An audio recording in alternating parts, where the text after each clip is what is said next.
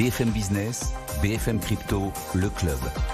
Sandra Gandoin. Bonjour à tous, il est 15h, bienvenue dans le club BFM Crypto. On est ravis de vous retrouver, on a beaucoup de choses à se dire aujourd'hui. On va parler de minage, on va parler de réglementation, d'usage également, des dernières actus du week-end aussi avec mes invités. Pauline Armandet, évidemment journaliste BFM Business. Bonjour Pauline. Bonjour, qui est avec nous et qui va nous parler de ses actus et va nous rejoindre dans un tout petit instant Florent Gabriel, fondateur de Blob.io. On va parler de minage avec lui. Évidemment, ça avance en ce moment. Ces sujets-là, BFM Crypto, le club, vous le savez, c'est tous les jours de 15h à 15h30. Vous nous écrivez à cette adresse crypto@bfmbusiness.fr pour nous vous poser vos questions d'investisseurs, de débutants, les questions sur les wallets, enfin vraiment toutes les questions possibles. On y répond tous les jeudis entre 15h et 15h30. Le club BFM Crypto, c'est parti. Ce constat pour commencer, Pauline Armandet, 90 sociétés crypto n'ont toujours pas obtenu l'agrément européen MiCA en France, ce qui menace donc à terme leur activité.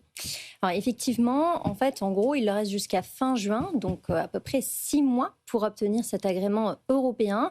S'ils veulent vraiment continuer d'opérer en France, donc de servir les clients français, c'est assez problématique parce que dans ces 90 sociétés figurent notamment des géants de l'industrie, comme par exemple Binance. Oui, c'est étonnant. Effectivement, c'est étonnant. Ça fait un moment qu'on se demande quand est-ce que Binance va obtenir cet agrément et pour l'instant, toujours rien. Et donc, effectivement, on sait que Binance sert beaucoup de Français aujourd'hui. Donc, ça risque quand même d'être compliqué d'ici les 6 prochains mois si cette société et les autres ne l'obtiennent pas. Et en fait, selon un responsable de l'AMF, en gros, il y a 30% de ces sociétés crypto qui ont déjà entamé des démarches pour pouvoir obtenir l'agrément MiCA. Donc, c'est plutôt positif. On se dit qu'elles vont sûrement l'obtenir. Mais il y en a carrément 40 qui ont ignoré en fait une alerte de l'AMF qui a eu lieu en novembre, qui leur a rappelé qu'il y avait cette deadline au mois de juin. Donc, ces 40 sociétés crypto, aujourd'hui, pour l'instant, elles veulent passer un peu entre les radars et elles n'ont toujours pas demandé cet agrément. Oui, j'imagine que tout cela est réfléchi au sein des sociétés et qu'on est en train de décider de la stratégie à mettre en place après juin 2026. L'une des solutions, ce serait d'aller chercher peut-être l'agrément ailleurs, faire valoir le principe de passeport européen qui permettrait d'opérer partout en Europe, finalement, Pauline. Effectivement, ça c'est une solution qui est envisagée par de nombreuses sociétés. Sauf que l'AMF, pour le coup, c'est vraiment un régulateur qui se veut être beaucoup plus strict que certains. Et l'AMF a carrément indiqué au mois d'octobre dernier que clairement, les sociétés qui voudraient passer par ce système-là, elles pourraient être exclues et donc ne plus pouvoir opérer en France parce que l'AMF considère que certains régulateurs sont beaucoup plus flexibles que d'autres, des régulateurs européens. Il y a notamment le régulateur maltais qui est cité comme étant, comme pouvant donner ce sésame européen plus facilement que le régulateur français. Et dans ce contexte, l'AMF veut être beaucoup plus stricte en la matière. Donc ça risque d'être problématique pour les sociétés crypto. Et puis, il faut rappeler que aujourd'hui, l'agrément MiCA, on le savait, les experts l'avaient évidemment déjà dit, mais cet agrément reste beaucoup plus difficile à obtenir que auparavant l'enregistrement, puis c'est devenu l'agrément PSAN en France pour différentes raisons, parce que pour protéger en gros l'investisseur crypto, il y a de plus en plus d'exigences qui sont demandées. Ça va des exigences prudentielles, financières, juridiques, de conformité. Les exigences de sécurité aussi sont beaucoup plus importantes, évidemment, et tant mieux. C'est dans l'intérêt des investisseurs. Et ce qui fait que MiCA est beaucoup plus difficile à obtenir aujourd'hui. C'est vrai que ça donne aussi, pour ceux qui l'ont, un argument de poids. Et voilà, on est MiCA, on a mis en place les équipes pour être agrémentés MiCA. Donc c'est vrai que maintenant, notre plateforme fait un peu la différence avec ceux qui ne l'ont pas obtenu. Ça va finalement, on l'a déjà dit avec les acteurs de ce secteur, faire le tri un petit peu dans le secteur crypto dans l'année, d'ici la fin de l'année. Par exemple, Pauline, probablement.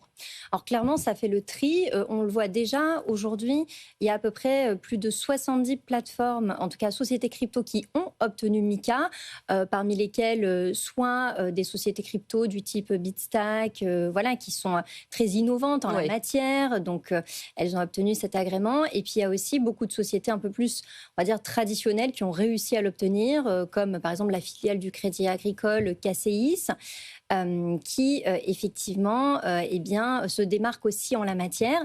Et donc on voit, comme vous dites, le tri qui est déjà peut-être en train de se faire entre ces sociétés qui réussissent à décrocher l'agrément et puis les 90 autres sociétés qui, en tout cas l'AMF l'espère, vont obtenir MiCA d'ici à fin juin 2026. Et puis ça va nous poser aussi la question de Binance. Très clairement, c'est l'une des sociétés préférées et à la base finalement de référence au départ dans le secteur crypto pour les investisseurs. Un Binance qui n'a pas l'agrément MiCA, ça donne quoi dans 6 mois? Ça veut dire que tout le monde doit déménager, tout le monde doit changer ses comptes de plateforme. Enfin, ça va vraiment poser des vraies questions sur les pratiques des investisseurs et puis le paysage en général, quoi. Clairement, ça va poser ce genre de questions, d'autant plus que finalement, on en a assez peu parlé de toutes ces sociétés crypto qui n'ont toujours pas obtenu cet agrément MiCA.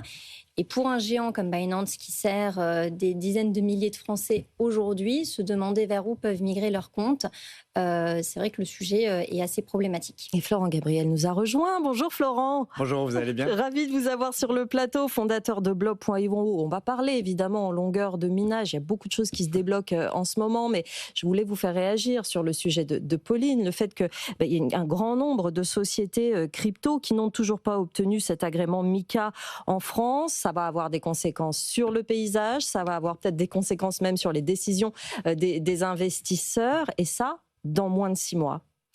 C'est quelque chose qui est très d'actualité. Je reviens d'un salon qui était le Crypto XR, où il y avait pas mal d'acteurs qui sont encore en attente de ce fameux Graal qui est le MiCA, qui sont en train de se demander s'il ne ferait pas mieux de se faire absorber par des plus grosses structures. C'est ça, la consolidation qui serait la solution, parce que ça demande des services énormes, énormément de gens qui travaillent uniquement sur le dossier MiCA. Ils l'ont tous quasiment demandé.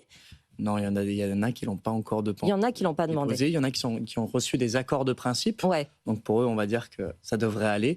Mais effectivement, aujourd'hui, ça va être compliqué pour certaines entreprises. Alors je m'inquiète moins pour Binance, pour leur compte, quand même. Je pense que ça ne va pas être dramatique pour eux de ne pas avoir le MiCA français. Probablement, mais ce serait quoi la stratégie derrière ?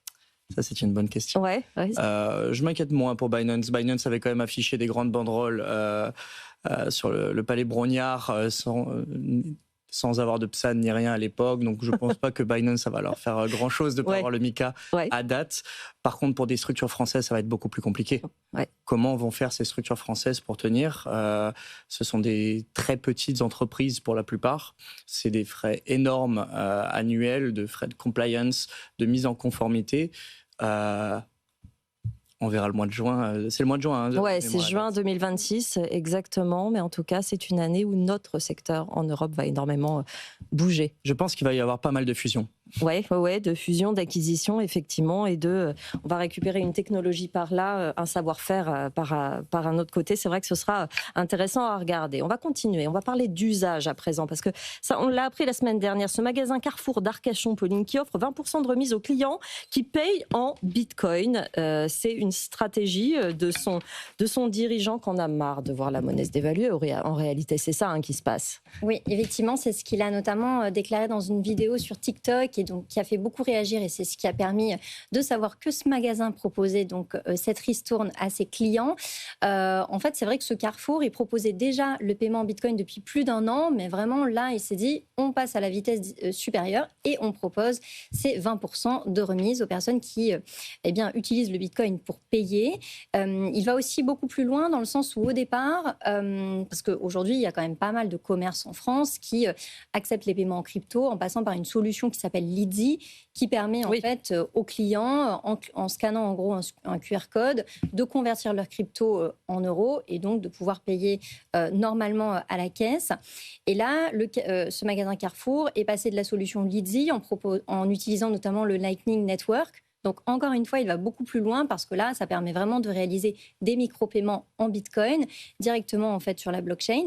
Donc ça aussi, c'est assez innovant de la part de ce Carrefour. Et c'est vrai que moi, j'en ai discuté avec son patron. Il est clairement pro-Bitcoin. Je crois qu'il donne aussi quelques conférences sur les sujets crypto, blockchain et notamment Bitcoin. Et c'est un peu un acte militant, clairement. C'est un acte militant. C'est pas la seule filiale de Carrefour pour autant à accepter le paiement en Bitcoin. Il y en avait déjà avant.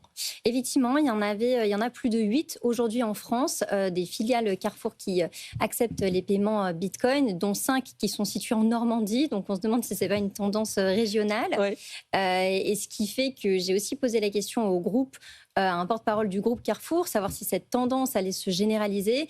Et eux m'ont plutôt parlé d'une tendance, d'une situation assez isolée, qu'ils préféraient encore que leurs clients payent dans les moyens traditionnels, que sont les cartes bancaires et les espèces, et que pour l'instant, ils n'allaient pas généraliser, mais qui considéraient quand même ce que font les différentes franchises. Pour autant, avec une stratégie de groupe, ils ne l'empêchent pas. Et c'est ça qui est intéressant, c'est des initiatives un peu militantes, comme on vient de le dire. Ce genre d'initiative, d'après vous, Florence, ça peut faire avancer la cause ? Je ne sais pas si ça fait avancer la cause, mais c'est un très beau coup marketing. De pouvoir payer presque hors taxe au final, parce que c'est le montant de la TVA, en payant en Bitcoin. Je pense que ce qui va faire aider la cause, c'est justement de faire comprendre que des choses qui paraissent compliquées ne le sont pas. Oui. C'est-à-dire que Lightning Network, il faut utiliser le wallet of Satoshi, ça peut faire peur, tout comme je pense ça devait faire peur à nos arrière-grands-parents de dire qu'on allait payer avec un morceau de plastique. Donc aujourd'hui, on est sur une nouvelle façon de payer. Certains voient en Bitcoin la nouvelle monnaie, d'autres plutôt une réserve de valeur. On peut voir qu'il y a souvent deux camps, d'ailleurs, quand on parle avec les gens, des gens qui vont dire « moi, je conserve tous mes bitcoins et surtout, je ne les dépense pas ». Et d'autres qui vont dire « justement, pour que Bitcoin gagne en adoption, il faut les dépenser ». Je pense que les deux ont raison. Toutefois, aujourd'hui, lorsque vous payez avec du Lightning Network, il faut absolument avoir un service comme Walsio ou Conta Crypto derrière, parce qu'il faut à chaque fois calculer la plus-value latente et la taxation qui est sur chaque transaction. Puisqu'on sort et qu'on paye, il y a une fiscalité. Exactement. Effectivement, et ça c'est important de le dire. En effet, on va y revenir parce que c'est un vrai sujet par rapport au minage, mais je m'étonne justement qu'il n'y ait pas plus d'initiatives qui rapprochent les problèmes de pouvoir d'achat avec le paiement en Bitcoin et les facilités que ça amène et le fait que justement la monnaie perd de la valeur. Je m'étonne qu'on n'ait pas encore utilisé davantage cet argument pour le faire adopter. Je trouve finalement on insiste beaucoup sur la technique et la difficulté et que c'est peut-être ça qui freine encore les gens, Florent. Il est plus simple de comprendre l'antithèse de Bitcoin que la thèse de Bitcoin. C'est-à-dire, je peux prendre une anecdote personnelle. Mon grand-père qui est décédé il y a quelques années, on a découvert que la vente de son appartement en 2001, qui représentait 100 000 euros, je crois, à Bilbao, s'il l'avait mis dans de l'or ou un marché ou n'importe quoi, je ne parle même pas de Bitcoin, le pouvoir d'achat de ces 100 000 euros, c'est quasiment 650 000 aujourd'hui. Alors, pas le pouvoir d'achat en lui-même, mais s'il avait mis juste dans de l'or, on parle de quelque chose de conservateur. Alors, on n'est pas en train de faire du trading. On est à plus de 650 000 euros. C'est 100 000, 650 000. Le Bitcoin, c'est la même chose. C'est une sorte d'or numérique. La valeur est capée. On est à 21 millions de Bitcoin maximum. On connaît son inflation. Aujourd'hui, on est autour des 1%. C'est la rareté numérique, en fin de compte. On est malgré tout face à une aversion au risque et une aversion à la complexité financière en France, et c'est ces sujets-là qu'il faut aborder. On va revenir vers le sujet dans un instant du minage, parce qu'avec le froid hivernal, Pauline, votre dernier sujet, de plus en plus d'individus se chauffent en minant du Bitcoin. Ça, c'est chouette. Ça va devenir concret aussi. Oui, c'est un phénomène qui prend de plus en plus d'ampleur, notamment dans les pays où l'électricité est un peu moins chère qu'ailleurs, notamment aux États-Unis. Et on peut dire que ça a commencé en gros à se commercialiser et à apparaître à partir de 2017, quand en fait des sociétés ont mis en vente des radiateurs dits mineurs, qui en gros ressemblent à des radiateurs électriques classiques, sauf qu'en réalité ils sont branchés au réseau Internet et ils permettent de miner des bitcoins. Et pour leurs propriétaires, en gros, ça peut être gagnant aussi dans un sens, parce que en branchant leur radiateur, ils vont miner des fractions de bitcoin, et s'ils le veulent, évidemment, ils vont pouvoir revendre ces quelques fractions de Bitcoin pour pouvoir après alléger leur facture d'électricité en convertissant en gros leur Bitcoin en dollars ou en euros. Donc ça peut être gagnant des fois pour les propriétaires de ces radiateurs. Surtout quand on voit à long terme, la facture d'électricité ne baissera plus, hein, ça va monter de toute façon. Est-ce que ça prend de l'ampleur en France? Parce que là, vous nous parlez d'un phénomène qui est parti des États-Unis. Alors en France, oui, ça commence aussi à prendre de l'ampleur. Au mois d'avril 2025, il y a eu un site qui s'est créé, peut-être que vous connaissez sûrement, mais c'est chauffagiste.pool, qui en gros va mettre en relation des particuliers avec des fournisseurs de chauffage, de radiateurs mineurs. Ouais. Et j'ai interrogé son fondateur qui s'appelle Fulcran, enfin il se fait appeler comme ça, et qui m'explique qu'environ 2 personnes par jour vont rejoindre ce projet-là, donc s'y intéressent, globalement par du bouche à oreille et certains articles de presse à ce sujet. Et en gros, cette personne, elle va mettre soit elle va orienter vers des sites spécialisés dédiés, soit il y a même des boutiques spécialisées, par exemple dans Paris, le Bitcoin Bazar, dans le 18e arrondissement, qui permet aussi d'acheter ce type de radiateur. En gros, vous pouvez compter 350 € pour acheter un radiateur qui va chauffer jusqu'à 15 mètres carrés. Une pièce, quoi. Oui, une pièce. Et il faut quand même débourser jusqu'à 1 000 € pour un radiateur qui peut chauffer jusqu'à 50 mètres carrés. D'ailleurs, ces radiateurs, visiblement, permettent de bien chauffer, dans le sens où le système de ventilation permet de bien répartir la chaleur, contrairement à d'autres radiateurs. Donc, il y a aussi un intérêt, au-delà de miner du Bitcoin. Purement de chauffage. C'est quand même rassurant parce que c'est la base de l'objet. Oui, donc, effectivement, est-ce que pour autant, on peut rentabiliser l'achat et est-ce que c'est intéressant, Pauline? Alors, effectivement, en France, comme le prix de l'électricité reste quand même plus élevé qu'ailleurs, miner seul, avec son radiateur, c'est assez compliqué. Mais par contre, et notamment c'est ce que propose chauffagiste.pool, il y a vraiment cette possibilité de pouvoir miner aussi en groupe via des pools de mining. Et notamment cette communauté, ils sont à peu près 50 personnes à détenir 2 appareils de mining. Et l'idée, c'est de se dire que s'ils arrivent à miner un bloc de Bitcoin, ils se partageront le bloc le Bitcoin. Et donc, c'est assez intéressant aussi de regrouper ses forces pour aider aussi à la sécurisation du réseau Bitcoin. C'est le but, et vous me voyez venir, évidemment. Florent, le chauffage, vous allez en faire, vous allez vous y mettre, vous le faites déjà? Parce que vous, on rappelle chez Blob que vous mettez, entre guillemets, le minage à disposition en réalité. Rappelez-nous ce que fait Blob.io. C'est ça, on est une solution clé en main pour des investisseurs. C'est quand même pas accessible à n'importe qui, on ne met pas des radiateurs à partir de 20 000 €. On va installer des machines de mining dans des endroits, et je vais y venir en Finlande par exemple, ou aux États-Unis. On va justement exploiter, c'est une solution clé en main de A à Z. Là où nous, on va se différencier par rapport à quelqu'un qui va miner chez soi avec un radiateur, c'est que c'est industriel. Bien sûr. Typiquement, en Finlande, ils ont un chauffage centralisé. Chaque maison est reliée à une usine en dehors de la ville qui brûle du bois ou de la tourbe. Ça leur coûte à peu près 50 à 60 € le mégawatt, donc 5 à 6 centimes le kilowattheure de brûler ce bois ou de la tourbe. Nous, on vient racheter l'électricité nucléaire qui est en trop dans le pays aujourd'hui, parce que l'objectif de leur centrale nucléaire, c'était de vendre leur électricité à la Russie. Ouais, là, c'est plutôt compromis. Ouais. Du coup, il y a cette électricité en trop. Nous, on rachète l'électricité du réseau, un peu plus cher que le prix du bois, mais on va revendre la chaleur directement à la ville, à l'usine de chauffe, à 30 € le mégawatt. Donc, ça divise par 2 les coûts du chauffage pour, en tout cas, l'usine. Ça lui permet de moderniser ses infrastructures et de plus brûler de bois. Et donc, il y a quasiment plus de CO2 dans l'atmosphère, en tout cas sur toute la période estivale, printanière. En hiver, ils sont quand même obligés d'en brûler, parce que nous, on peut monter à une température de 80 degrés. Ils sont obligés de monter encore un peu à cause de la déperdition dans les tuyaux. Donc c'est quelque chose qui se fait et on n'est pas soumis à ce facteur chance des pools de mining où c'est un peu la loterie de savoir si on va trouver du Bitcoin ou pas. Aujourd'hui, nous, on travaille dans les plus grandes pools, comme la plupart des mineurs, Les pools, c'est quoi? C'est une coopérative minière, hein, rien de plus. On met en commun de la puissance. Oui, c'est ça. Et on est payé au prorata de la puissance qu'on a apportée à notre équipe qui, dans tous les cas, va trouver, si c'est pas dans 10 minutes, ce sera dans 40, mais va trouver du Bitcoin parce qu'on est tellement gros que l'on va trouver. Ce système de chauffage, là, pour le coup, qui serait individuel, où chacun mettrait un petit peu du sien pour participer à l'effort collectif, est-ce que c'est une bonne solution à terme ou est-ce qu'à votre avis, c'est un peu inutile ou... Je ne vais pas dire que c'est inutile, toutes les initiatives sont bonnes. Ouais. Je pense par contre qu'il faut prendre avec parcimonie et toujours observer cela d'un œil de la rentabilité et pas du lobby.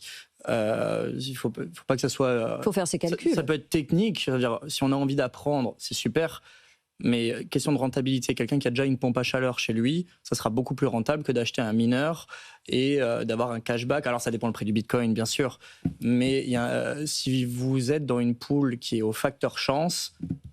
on vient de le dire, vous êtes dans un facteur chance. Si vous êtes dans une pool qui vous paye en fonction des calculs que vous avez faits, que vous ayez trouvé du Bitcoin ou pas, on est sur de la rentabilité. Donc soit on va sur de la chance, soit on va sur de la rentabilité. Si on va sur de la rentabilité, il faut dire, OK, combien je chauffe, combien ça me coûte, combien m'a coûté la machine et combien ça paye. Et faire ses calculs. Oui, c'est ça, en tant que... Voilà. Si vous avez des grippins chez vous, c'est rentable. C'est-à-dire que si vous avez dans tous les cas des radiateurs électriques chez vous, c'est plus rentable de miner du Bitcoin. Si vous avez déjà une pompe à chaleur ou des logements optimisés, pas forcément. C'est bon à savoir. Vous avez été reçu la semaine dernière à l'Élysée, vous aussi, Florent. Oui, j'étais avec mon confrère et Alexandre Stachenko. Exactement, avec aussi Sébastien Gouspillou qui nous en a parlé un petit peu. Ce minage, on commence à en parler progressivement en France. Et c'est vrai que quand on vous écoute parler, on se dit mais pourquoi on ne le fait pas? Pourquoi on n'optimise pas nos systèmes énergétiques, quels qu'ils soient? On vous voit tous parler de la Finlande, des États-Unis, de l'Australie, de l'Afrique. Nous, on a des centrales nucléaires qui ne demandent qu'à être régulées avec ce minage de Bitcoin. Est-ce que vous pensez que vous êtes sur la bonne voie et que ça commence à prendre un peu chez vos interlocuteurs qui vous écoutent? Je pense qu'on est dans la bonne voie et je vais rebondir sur deux choses. La première, c'est avant qu'on vous avez dit le prix de l'électricité ne va faire que monter. Et pourquoi? Je pense qu'il peut descendre en fait. Parce qu'aujourd'hui, la capacité de production française est mal optimisée. C'est-à-dire que les réacteurs ne demandent pas à être régulés, justement. Aujourd'hui, on est en train de faire de la modulation de réacteurs, ce qui est mauvais pour le réacteur. On a un coefficient de charge, aujourd'hui un facteur de charge en France de 65% de nos réacteurs. Les chiffres, on peut les voir. Il y a l'INBI, l'Institut National pour le Bitcoin, et c'est des sources EDF aussi. Les États-Unis, c'est à plus de 90%. Aujourd'hui, on calcule les extra-capacités françaises en disant oui, ça fait à peu près 50 terawatts. Les calculs sont un peu faussés parce qu'on part du principe de l'extra-capacité à l'instant T, mais pas du coefficient de capacité de production, parce qu'on a baissé la charge de nos réacteurs nucléaires. Ce qui est mauvais d'ailleurs, ils sont donnés pour être donnés à 100%. Là où en France, parce qu'il faut savoir que l'électricité, on ne peut pas la stocker, ou très mal. Il y a des batteries, mais c'est pas bon, on peut faire des lacs avec des steppes, ça suffit pas. Il faut que la consommation soit égale à la production, pile poil. Si c'est pas le cas, ça donne l'Espagne, blackout. Donc, aujourd'hui, on va moduler notre production. Moi, j'étais électrotechnicien sur des barrages hydroélectriques sur le Rhin, à Strasbourg. On était appelé pour faire des butées de baisse. C'est un gentil euphémisme pour dire on laisse passer l'eau par-dessus les vannes. Ouais. C'est de l'énergie perdue à jamais. Parce que le prix de l'électricité devient négatif et que vous payez si vous envoyez de l'électricité sur le réseau. Donc, on va moduler notre capacité de production et perdre de l'énergie à tout jamais, plutôt que de faire comme les Américains, qui vont dire, bah non, nous, plutôt que de moduler la production, parce que sinon on va la perdre, on va moduler le consommateur. Et le seul consommateur aujourd'hui qui est capable de s'aligner, d'être flexible à la milliseconde, d'éteindre, de rallumer, de consommer plus, de s'effacer, c'est le mineur de Bitcoin. Un data center, intelligence artificielle, d'un coup, la requête ChatGPT, elle est finie pour 5 minutes, il faut attendre. L'électricité, c'est pas bon. On peut pas dire maintenant le site internet, il fonctionne pas. Le seul consommateur aujourd'hui qui est capable d'être flexible, avec des logiciels qui permettent de ne pas casser nos machines non plus, à éteindre et rallumer, c'est le mineur de Bitcoin. C'est ce que je demandais l'autre jour à Sébastien, mais c'est cet argument de faire baisser la facture de l'électricité, finalement rendre l'énergie réellement verte, c'est-à-dire utiliser toutes les capacités et ne pas en perdre. Je ne comprends pas qu'on n'ait pas utilisé ces arguments avant. Est-ce que là, maintenant, vous sentez que ça prend et que, enfin, ça va entrer dans le débat, qu'on va en parler aux gens? Est-ce que ça avance? Ça fait des années que l'on en parle quand même. Il y a deux choses qui font qu'aujourd'hui, ça avance. Un, les États-Unis. Deux, les États-Unis. Je pense que c'est comme ça, c'est assez clair. Ça veut dire que les États-Unis le font. Depuis que l'on aime ou que l'on n'aime pas Trump, ils ont complètement mis le Bitcoin en avant, que ce soit républicain ou démocrate, c'était pro-Bitcoin. Ils ont compris. Au début, quand on en parlait en France, on parlait du Salvador, et un ministre nous avait répondu, le Salvador, soyons sérieux. Ce qui a valu un incident diplomatique, d'ailleurs. Aujourd'hui, c'est impossible de dire les États-Unis, soyons sérieux. Bon, les États-Unis le font, peut-être qu'on va ouvrir un œil. Et aujourd'hui, ce qui est intéressant, c'est que non seulement on est entendu, parce qu'en plus, il y a une société américaine qui souhaite racheter une filiale française qui s'appelle Exaion. Oui. On pourra en parler. Mais de l'autre côté, le sujet est devenu transpartisan. Et ça, c'est intéressant. Parce qu'au début, c'était quand même bien l'extrême droite qui s'en est emparée, de Marine Le Pen. Enfin, il y a eu tout le prisme, puis petit à petit. Et là, ça avance. Ah, complètement. Aujourd'hui, il y a des députés de la France Insoumise. Ouais. Arnaud Montebourg qui en a parlé de mémoire. François Hollande, Éric sur le Ciotti, sujet. François Asselineau. Il y en a de plus en plus. Donc ça veut dire, parce qu'il nous reste une minute. Dans le même sens, pas contre. C'est ça. Ça veut dire qu'aujourd'hui, on ne se sert plus des arguments contre. On commence à se demander comment on va pouvoir l'utiliser. Comment et qui aura le courage politique de dire oui, on y va. Ça va faire une différence évidemment sur vos stratégies à vous, chez Blob. J'imagine que voir l'Europe qui s'ouvre, la France qui s'ouvre, on y pense pour les années à venir. Ça change tout? Ça change complètement tout. Ça change tout, on n'attend que ça. On se bat pour le faire. Dans une conférence qu'on avait donnée avec Alexandre Tkachenko, il y a une personne qui nous a posé la question, mais vous avez l'air super optimiste. Nous, on n'y croit pas. Et c'est vrai que même les commentaires, quand on les lit sur Twitter, sur X, ils sont tous pessimistes. Et on s'est juré de mettre en photo tous ces commentaires dans la première ferme de minage français, parce qu'on va le faire, et ça va être fait. Et ça sera fait par des Français, et si possible, même en interne chez EDF. Ça fait du bien d'entendre ça. Le dossier Exaion, on le suit. Là, on n'a pas le temps d'y revenir, mais c'est vrai que ça fait du bien d'entendre ça, avoir des possibilités dans les mois, les années qui viennent en Europe, en France. Merci Florent Gabriel d'être venu nous voir. Merci à vous. Président fondateur de Blob.io, sur le plateau du club crypto, BFM Crypto, j'en perds mes mots. Merci Pauline Armondet, journaliste BFM Business. Vous retrouvez tous ces articles sur notre site internet, évidemment. On se retrouve demain à 15h en direct et je vous laisse entre les mains de BFM Bourse. BFM Business, BFM Crypto, le club.